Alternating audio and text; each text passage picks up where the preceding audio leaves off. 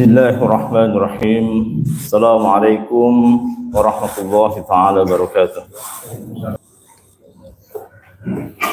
Alhamdulillah. Alhamdulillahilladzi arsala rasulahu bil huda wa dinil haqq liyudhhirahu 'alad dini kullihi wa kafa billahi shahida. Asyhadu an la ilaha illallah wahdahu la syarika lah wa asyhadu anna sayyidana wa nabiyyana wa maulana Muhammadan abduhu wa rasuluh la nabiyya wa la rasula ba'dah. Allahumma fassalli wa sallim wa barik ala hadzal nabiyil karim wa ala alihi wa ashabihi ajmain. Wa la haula wa la quwwata illa billahil aliyyil azim. Faqad qala Allah Ta'ala fi kitabil karim. A'udzu billahi minasy syaithanir rajim. Bismillahirrahmanirrahim. Ya ayyuhalladzina amanu taqullaha haqqa tuqatih wa la tamutunna illa wa antum muslimun. Wa qala Allah Ta'ala aidan. A'udzu billahi minasy syaithanir rajim. Bismillahirrahmanirrahim. Inna a'tainakal kautsar fasalli li rabbika wanhar inna syani'aka huwal abtar. Innallaha wa malaikatahu yusholluna 'alan nabi ya ayyuhalladzina amanu shallu 'alaihi wa sallimu taslima. Para hadirin sekalian yang dirahmati Allah Subhanahu wa taala, dari mimbar yang mulia ini khatib ingin menyapa kepada para jamaah sekalian yang hadir di masjid maupun yang tidak hadir di masjid. Sebelum adanya perbedaan cara pandang di antara para jamaah, khatib merasa perlu menjelaskan bahwa ada 3 pendapat utama berkaitan dengan hari raya yang bertepatan dengan hari Jumat, baik hari raya Idul Fitri maupun hari raya Idul Adha. Pandangan yang pertama, para ulama mencoba untuk mengambil satu jalan dan mencoba merujuk pada pendapat sebagian sahabat bahwa di dalam satu hari hanya ada satu khutbah. Berarti pandangan itu mengatakan jika kita sudah melaksanakan ibadah sholat Id, baik Idul Adha maupun Idul Fitri, maka sholat Jum'ah tidak lagi diwajibkan. Pandangan yang kedua, berpikir hal yang berbeda, karena ibadah, terutama ibadah terkait sholat Id maupun sholat Jum'ah, terikat pada waktu yang berbeda. Yang satu terikat pada ikatan waktu tahunan, yaitu Idul Adha maupun Idul Fitri. Yang satu terikat pada waktu mingguan, pada waktu pekanan, yaitu hari Jum'ah. Maka dua-duanya tetap harus dijalankan. Nah, ada pan yang lebih moderat bahwa silahkan kepada yang sudah melaksanakan sholat Idul Fitri maupun Idul Adha tetap melaksanakan sholat Jum'ah, karena hari Jum'ah itu dikenal sebagai Sayyid Yam, sebagai penghulunya hari-hari yang sangat mulia, yang bisa menjadi waktu yang tepat bagi kita untuk memperbanyak ibadah, memperbanyak minta pengampunan Allah Subhanahu wa taala, dan itu sangat mustajabah dilaksanakan pada saat sholat Jum'ah. Sehingga sebagian yang mengikuti pandangan tersebut mengatakan bahwa di Jum'ah hari ini ada 2 istilah yang dipakai, yaitu pertama Sayyidu Ayyam, yaitu penghulunya para hari, panglimanya hari-hari adalah hari yang sangat mulia, disebut sebagai Yaumul Akbar, yaitu hari yang sangat besar, dan sayang kalau tidak dimanfaatkan untuk melaksanakan ibadah, terutama ibadah sholat Jum'ah. Terserah kepada para jamaah sekalian, apakah mau mengikuti pandangan pertama, tetap sholat Id dan sholat Jum'ah, atau pandangan yang kedua, Id dan tidak sholat Jum'ah, atau pandangan yang lebih moderat, dua-dua yang dijalankan dalam konteks kita ingin menjalankan ketaatan kita kepada Allah Subhanahu wa taala dan mendapatkan fadilah yang besar. Itu adalah sebuah pilihan yang tidak bertentangan secara fikih. Jadi tidak perlu dipertentangkan bagi orang yang memakai pandangan yang berbeda. Satu hal yang tentu bagi kita yang hadir pada kesempatan adalah bahwa ini adalah kesempatan yang luar biasa yang diberikan oleh Allah Subhanahu wa taala, Sayyidul Ayyam. yaumul akbar. Sangat sayang kalau kemudian tidak kita manfaatkan sebaik-baiknya untuk melaksanakan aneka macam ibadah, melaksanakan sholat sunnah, melaksanakan sholat Jum'ah, mendengarkan khatib, dan itu adalah sesuatu yang baik untuk kita jalankan. Hadirin sekalian, yang dirahmati Allah Subhanahu wa taala, terkait dengan kelanjutan khutbah tadi pagi, ada seseorang bertanya kepada khatib, bagaimana hukumnya kalau ada orang yang mengirimkan hewan kurban, tapi kita mengetahui bahwa yang bersangkutan terlibat dalam urusan-urusan yang tidak benar. Salah satunya mungkin ada urusan dengan Komisi Pemberantasan Korupsi dan lain sebagainya. Khatib merasa perlu menjawab itu dan menyampaikan kepada jamaah bahwa kita harus membedakan jawaban ini, membedakan sikap ini pada dua hal yang terpisah. Yang pertama, dalam konteks panitia, khatib mengingat satu peristiwa yang pernah dialami oleh Rasulullah SAW bersama para sahabat di dalam satu peperangan. Ada satu masa di mana orang kafir, ya salah satu anggota tentara kafir, mencoba untuk mengincar Rasulullah SAW, ingin membunuh Rasul dari belakang, dan kemudian Rasulullah tentu dijaga oleh para malaikat sehingga diselamatkan, dan orang tersebut ditangkap oleh beberapa sahabat. Ketika ditangkap, orang tersebut, orang kafir tersebut tiba-tiba bersyahadah, tiba-tiba masuk Islam, entah karena terpaksa atau karena mendapatkan hidayah, tidak ada yang tahu. Ketika mendengar seperti seruan tersebut, ada yang bersyahadah, maka para sahabat mengatakan, ya Rasul, dia berbohong. Dia mengucapkan syahadah karena ingin diselamatkan. Apa kata Rasulullah? Rasulullah mengatakan tidak boleh dibunuh. Kenapa? Nahnu na'lamu adh-dhahirin. Kita hanya mengetahui sesuatu yang lahir saja. Urusan batin urusan Allah Subhanahu wa taala, maka ketika ada orang sudah mengatakan syahadat, maka haram untuk dibunuh. Pun ketika ada orang yang sudah sumpah dia melakukan satu kesalahan, diduga melakukan kesalahan tapi sumpah tidak melakukan, maka bebaskan dari hukum, biarkan hukum Allah yang mengenai dirinya.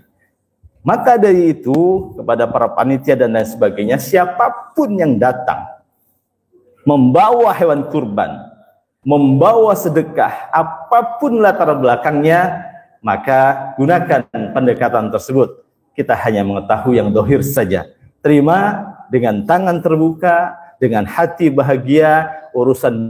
Urusan niatnya, urusan dari mana hewan kurban itu didapatkan, dari mana uangnya, itu urusan dia dan Allah Subhanahu wa taala. Itu bagi orang yang mengelola kegiatan-kegiatan sosial termasuk urusan kurban. Jadi kita tidak bisa menjustifikasi orang lain karena sebuah dugaan, karena sebuah asumsi yang menyebabkan kita berpikir negatif tentang apa yang dilakukan oleh orang lain. Kita tidak pernah tahu isi hatinya, kita tidak pernah tahu niatannya. Banyak hal yang peristiwa sejarah yang mengatakan bahwa sesuatu yang bersifat lahir itulah yang kita pegang, yang urusan batin hanya Allah Subhanahu wa taala tentu mengetahuinya. Hadirin sekalian yang dirahmati Allah Subhanahu wa taala, namun demikian bagi kita jamaah yang ingin berkurban atau ingin bersedekah, mari kita berpikir sebaliknya. Berpikir bahwa amaliyah yang diterima oleh Allah Subhanahu wa taala itu adalah amaliyah yang bersih.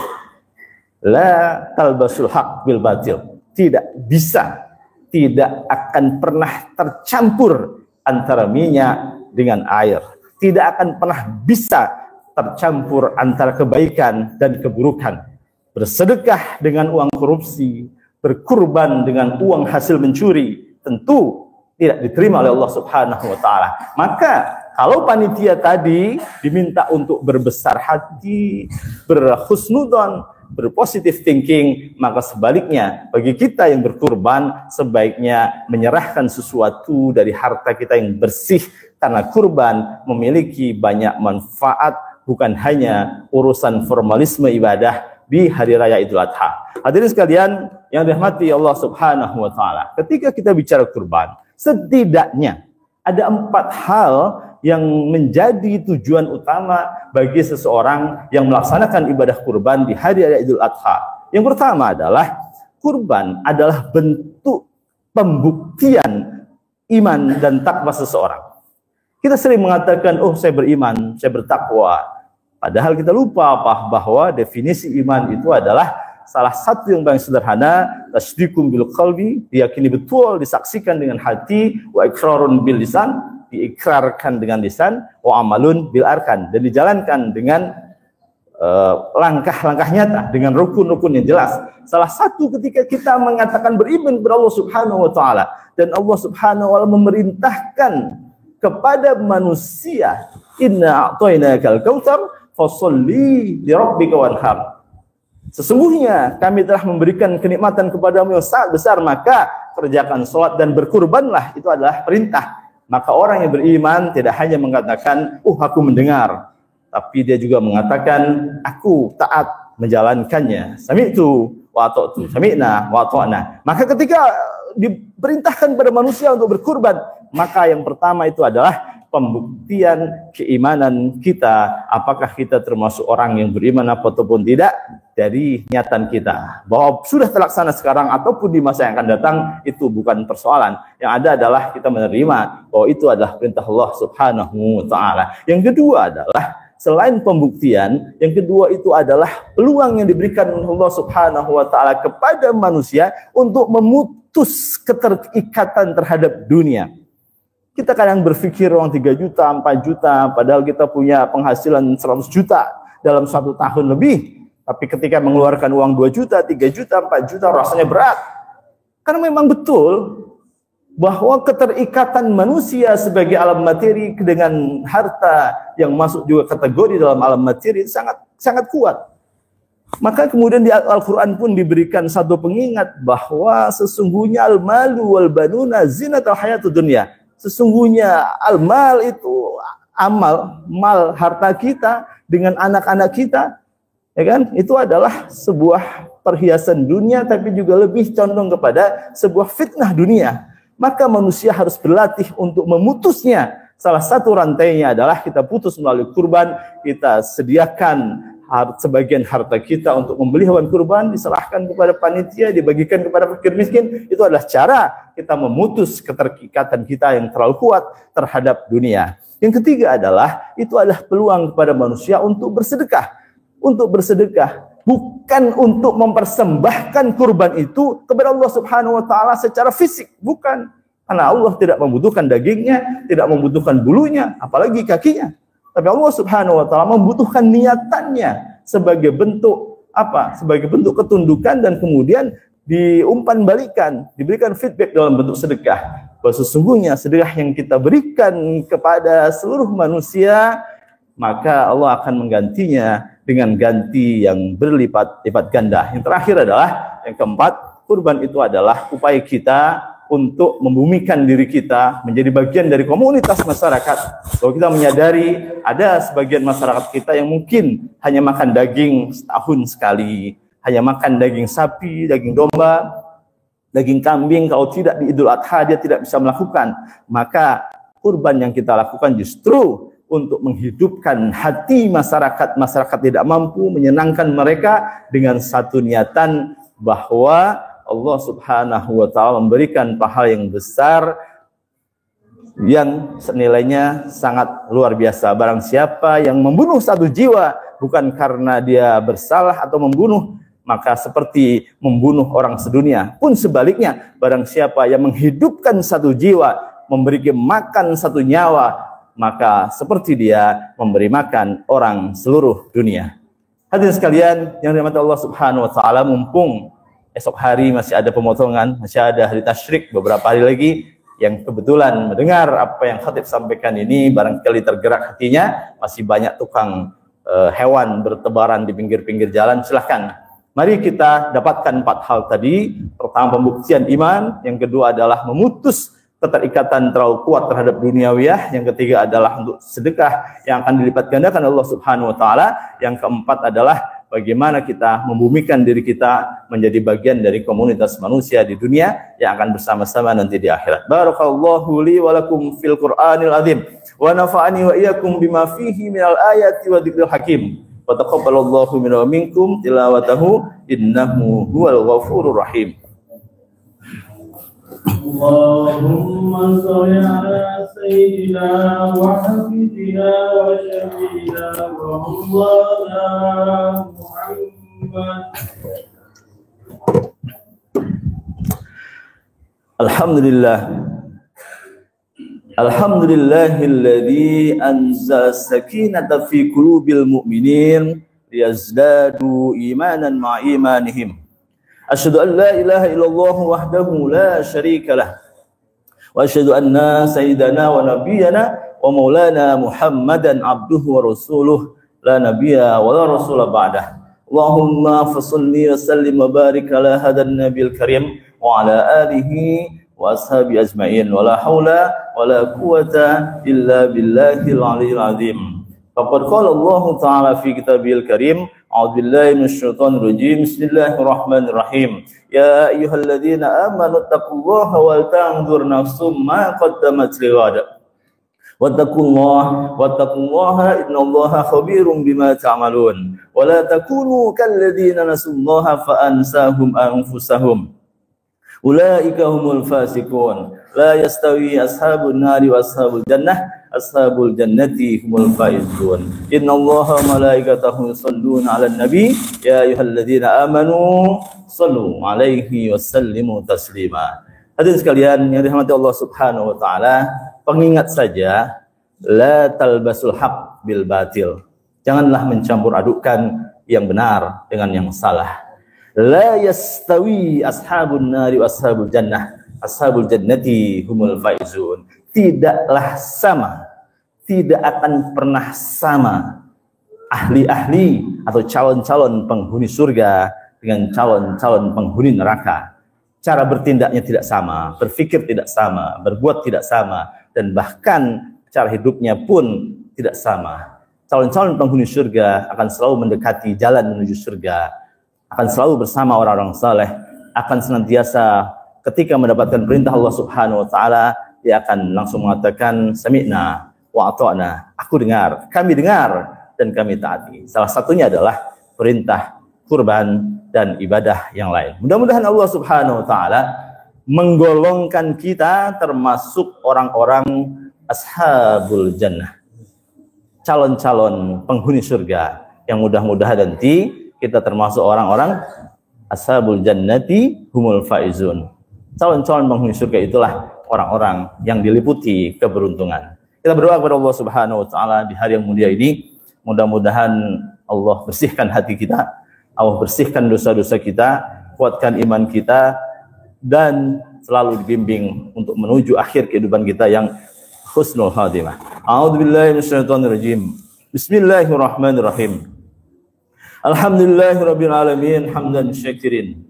Hamdan na'imin, hamdan yuafi ni'amahu wa yukafi'u mazidah. Ya Rabbana wa ilahana, lakal hamdu kama yanbaghi li jalalikal karim wa adhimi sultanik.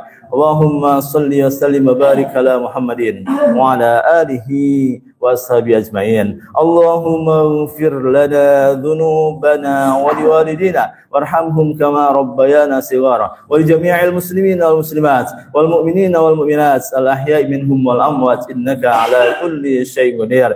Allahumma inna nas'aluka salamatan fid din wa afiyatan fil jasadi wa ziyadatan fil ilmi wa barakatan fil rizqi wa taubatan qabla al maut wa rahmatan indal maut wa maghfiratan ba'dal maut. Allahumma hawwin alaina fi sakratil maut wan najata minan nar wal afa indal hisab. Allahumma taqabbal minna salatana, Allahumma taqabbal minna siyamana, Allahumma taqabbal minna innaka antas samiul alim wa tub alaina ya maulana innaka antat tawwabur rahim. Allahumma wassil islam wal muslimin Allahumma usul mujahidina fi kulli makan wa fi kulli zaman. Allahumma taqabbal minna innaka antas samiul alim wa tub alaina ya maulana innaka antat tawwabur rahim. Rabbana atina fid dunya hasanah wa fil akhirati hasanah wa qina adzabannar wa adkhilal jannata ma'al abrar ya aziz ya ghaffar ya rabbal alamin. Subhana rabbika rabbil izzati amma yasifun wa salamun alal mursalin walhamdulillahil alamin.